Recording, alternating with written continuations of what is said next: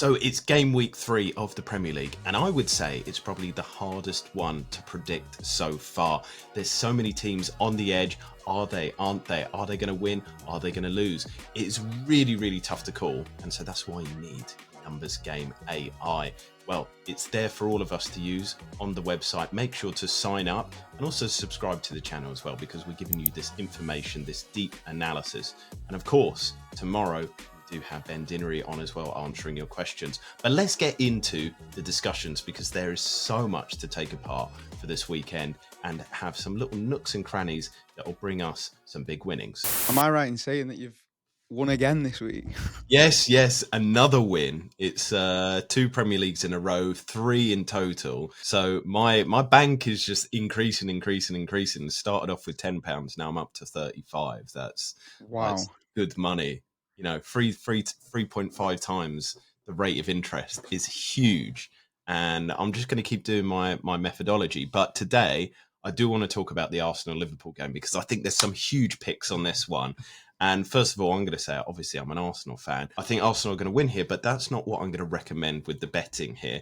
So I'm going to throw these to you, Sam, see if you like them, and then we can recommend these for everybody else. So first of all, both teams to score. Historically, they always score in these matches, both teams to score. Arsenal, I think, didn't score in one of the last 5, so that's kind of a banker there. Over 2.5 goals. These games always have the ball flying into the back of the net. Very exciting matches. Arsenal and Liverpool just seem to always go at it. Gravenberch foul, because he just does. It's a bit like Caicedo. It's kind of, death taxes, etc. Then I've been liking the amount of chances that Ekitike has been taking on. Quite a few speculative shots, but he's going for goal all the time. He's always got his eye on that. So I'm going with 2 shots for him, and Gyökeres over 1 shot as well. So I think those are quite solid picks. Anything that you'd add? Anything that you take away?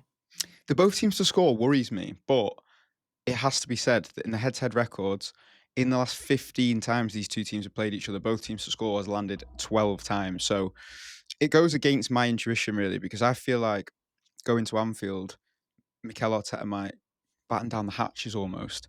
So it scares me a little bit, but the AI completely disagrees with me. It gives it a 61% chance. It's pretty That's what I was going to considerable say. for both teams to score.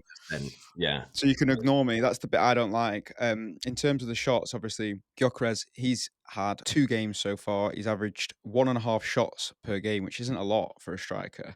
Throughout the game, he will take those opportunities. And I think because Havertz's injury, he's probably going to see out the full 90 as well. It might just be a speculative shot on the edge of the box. But I think as well, with the acquisition of Eze, I think Arsenal are going to play more to his strengths too. So, this could be a really good game for him. I think Liverpool have just been caught out with a high line so many times already.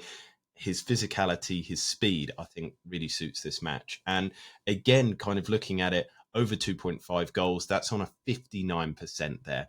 These are all kind of backed by the AI. These are nuggets under the surface that the AI is backing. And so, that's what I've gone with. I've gone with the data here, the numbers game data that people need to follow. That's it. Who would you guess, if you had to guess, has the most shots per game out of all these players? So Liverpool and Arsenal so far this season. I'm going to say Ekitike. Bang on the money, mate. 2.5 shots on average per game so far. To be fair, though, that comes from 1 against Newcastle.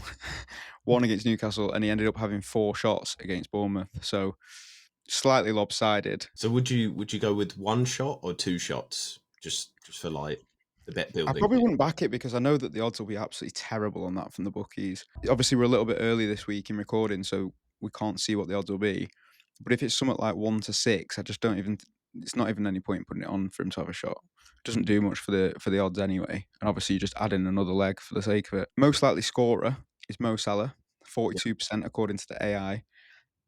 Ekitike coming in at 36%. Those are creeping up each week. Sorry, so he's slightly got 1% more of a chance of a goal than Gyökeres, which is might surprise some people. What I've kind of observed in the first few games as well, Salah's been very out wide, very isolated, and I don't know if the the numbers reflect this, but he just doesn't seem to have been involved in the kind of build up to goals or even had that many opportunities.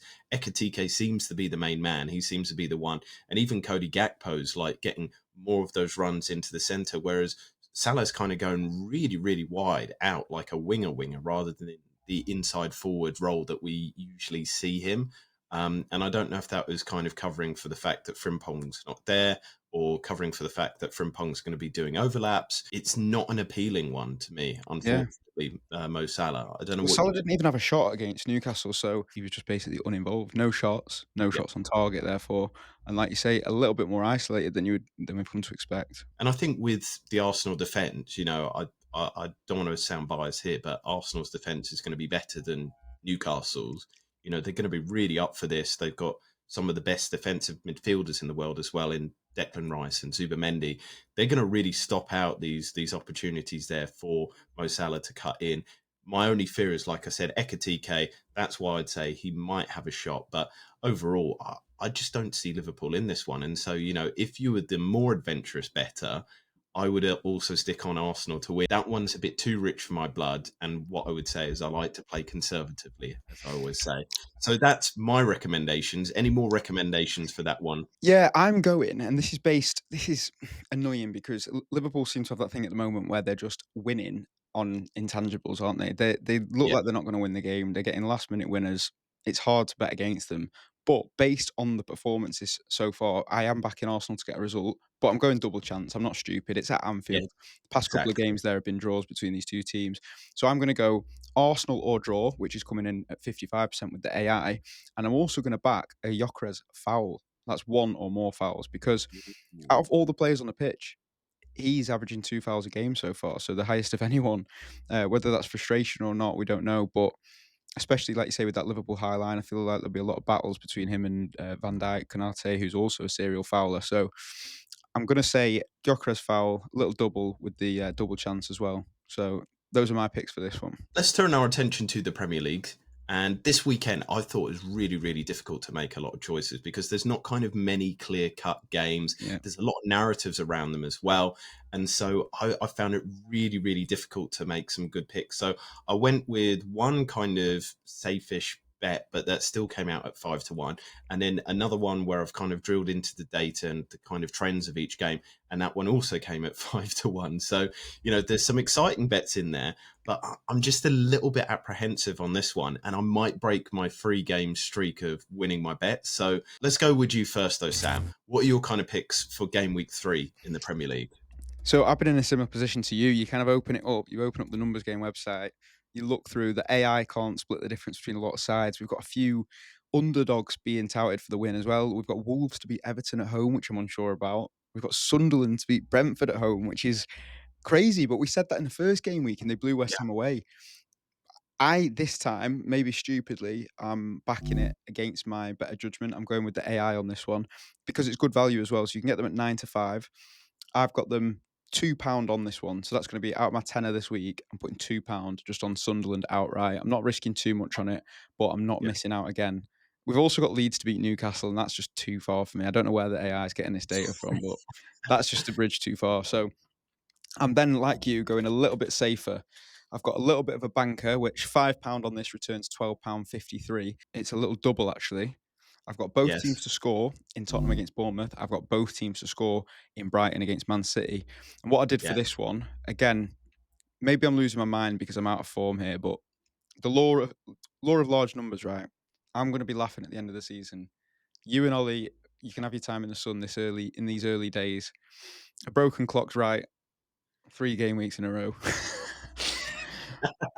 So all I've done for this one, I filtered the website by the highest both teams to score games.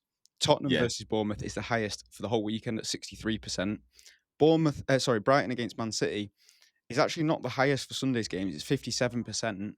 Um, but I just look at that and intuitively, I think there's goals in that one. Brighton against Man City always seems to produce goals. Both teams are exciting. Both teams create a lot of chances. Yes, they've not started the season massively in form, either of them. But in the past 5 times these two teams have played, 4 times both teams have scored, and the other one was 4-0 to City. So each one's produced goals anyway. And then I've got a little treble, which I might call a banker, but you're actually getting decent odds on this. So £3 of my stake is going on this, or my bankroll is going on this. Returns £14.52 pence. Nice and easy, this one. I'm back in Spurs, Chelsea, and City to win. Chelsea, the early Nice. kickoff is what's scaring me a little bit, to be honest. Oh no, I never back the early No, kickoff. I know. And But it's I'm a twisted over derby in my as head. well. It's a derby as well. That's the thing that worries me. Fulham just looked so bad against United. They did look bad, but they still got a 1-1. They looked bad against Brighton and they still got a 1-1. Yeah. It's I mean, the kind of law of averages and like the data will say that obviously Chelsea are the better team, but look how bad Chelsea were, in the first game week against Crystal Palace. In a derby, I don't see that But they then we have had the a derby West Ham as well.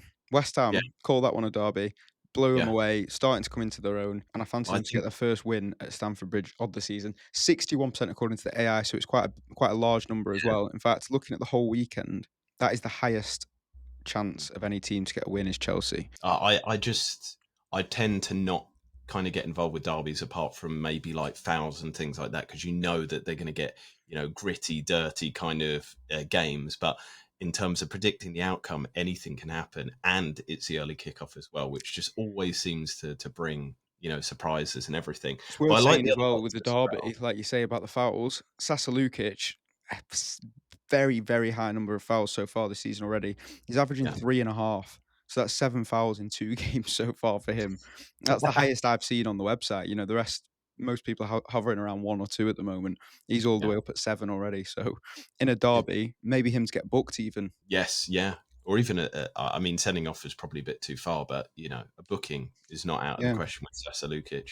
But I like all the other picks. I think that's great. And with the shout of Brighton and Man City, both teams to score, was that what you said? And also for Man City to get the win, I think they'll have a bounce back after that Tottenham result. There's some good picks in there, but I'm going to explain my ones now. First one, bet. It's based on trends. So first of all, as we always say, death taxes and a Caicedo foul. So I'm going with that, especially because it is a derby game. He's going to be right up for it. Then I've gone Wolves and Everton under 2.5 goals. I just think both attacks are pretty dreadful, I like and that, yeah. the AI will back that as well. Then Aston Villa and Crystal Palace, I think, are also going to have a cagey game. We've seen Aston Villa kind of struggle with goals thus far. Crystal Palace, depending on the Mark Gay situation, whether he goes or not, they've lost Eze. They'll want to have that first game back, get a good score in. If it's a 0-0 or a low scoring draw, they'll be happy with that, but under 2.5 goals for them as well. And then I followed suit with you with the Tottenham Bournemouth, both teams to score. That one comes in at a nice 5.83 to 1, and I put fiver on that. So then I've also gone with my other bet, and these are all double chance apart from one.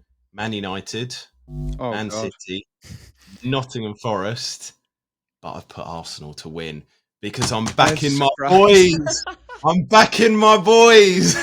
Do you know what? If we had an AI on what Jason's going to predict, it would be 99% Arsenal win every week, and that 1% Yes. is double chance Arsenal. Yeah. No, some weeks I think we might lose. I mean, at Anfield, what of the if you're not picking you to lose at Anfield, what fixture scaring you this season? The Etihad. More That's the so one than that Anfield. just because of the way that the season has started is more on it's more on what has happened recently. I'm basing it on form, the fact that Liverpool had just started the season pretty poorly. Yes, they've had 2 wins, but they're scrappy, they're dirty, they're not playing well, and the type of game that they've been playing will suit Arsenal so much. Yes, Anfield is a cauldron of noise and anger and everything, but I think that goes out the window. It does, With especially when Arteta plays "You'll Never Walk Alone" at the training ground. They're just used to it now, aren't they? But like Bournemouth were very close to win. I know it's all this kind of if buts and maybes and small margins, but Newcastle almost beat them with 10 men.